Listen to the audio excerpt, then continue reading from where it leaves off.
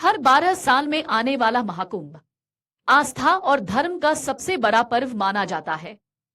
2025 में इसका आयोजन प्रयागराज के पवित्र संगम पर होने जा रहा है। ऐसी मान्यता है कि महाकुंभ के पवित्र संगम में स्नान से न केवल पापों का नाश होता है, बल्कि इससे घर में सुख समृद्धि भी आती है। लेकिन क्या आपको पता है कि महाकुंभ से जुड़ी कुछ ऐसी खास चीजों के बारे में बताएंगे जिन्हें घर लाने से आपकी खुशहाली बढ़ सकती है। प्रयागराज के संगम में गंगा, यमुना और सरस्वती के मिलन पर स्नान करना अत्यंत पुण्यकारी माना जाता है। धार्मिक मान्यताओं के अनुसार इस स्नान से सभी पाप समाप्त हो जाते हैं और जीवन में शांति और समृद्धि का अनुभव होता है।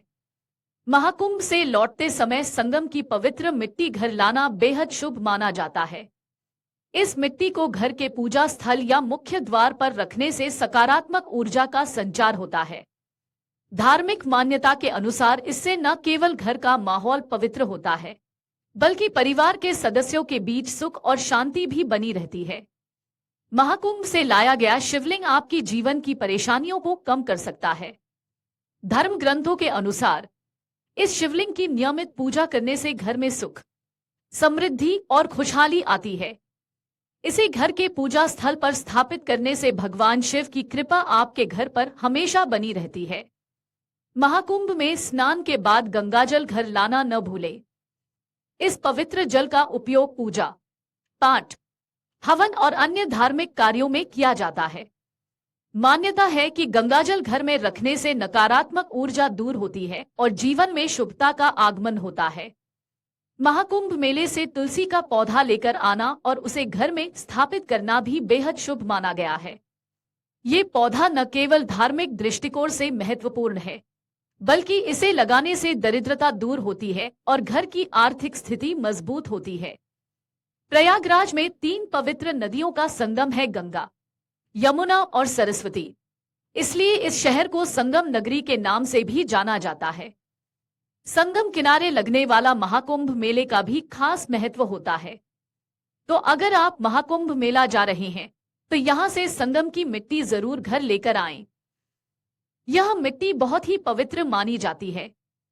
संगम की मिट्टी पूजा स्थल या मुख्य द्वार पर रखने से घर में सकारात्मक ऊर्जा का संचार होता है। महाकुंभ मेले से शिवलिंग घर लाना भी अत्यंत शुभ और फलदायी माना जाता है। इसके अलावा आप चाहे तो पारस पत्थर भी घर ला सकते हैं। इसे पूजा वाले स्थान पर रखने से घर में सुख समृद्धि और खुशहाली आती है। महाकुंभ जा रहे हैं तो वहां से गंगाजल लाना बिल्कुल भी न भूलें। गंगाजल को घर लाकर पूजा घर या किसी साफ सुथरे जगह पर रखें। इससे घर में समृद्धि और संपन्नता बनी रहती है। इसके साथ ही घर परिवार में सकारात्मक का माहौल बना रहता है। त्रिवेणी संगम पर स्नान दान के बाद आप पूजा के फूलों को भी घर पर ला सकते हैं। महाकुंभ के फूल बहुत ही पवित्र होते हैं।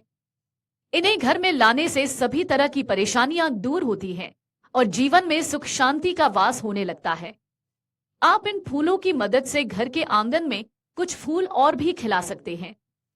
इन फूलों को सुखाकर इन्हें तिजोरी में रखने से भी घर में धन की बरकत होने लगती है। अगर महाकुंभ स्नान के बाद आपने पूजा की है तो उसका प्रसाद भी आपको घर जरूर लाना चाहिए। इस प्रसाद को घर परिवार के साथ साथ आसपास के लोगों में बांटने से पुण्य में बढ़ोतरी होती है। इसलिए घर लौटते समय प्रसाद लाएं और बांटें। अगर आप कुंभ स्नान के लिए जा रहे हैं तो शाही स्नान की मुख्य तिथियों के बारे में जानना जरूरी है।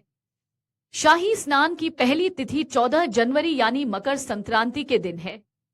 इसके बाद दूसरे शाही स्नान की तिथि 29 जनवरी यानी मौनी अमावस्या के दिन है। तीसरे शाही स्नान की तिथि 3 फरवरी यानी बसंत पंचमी के दिन है।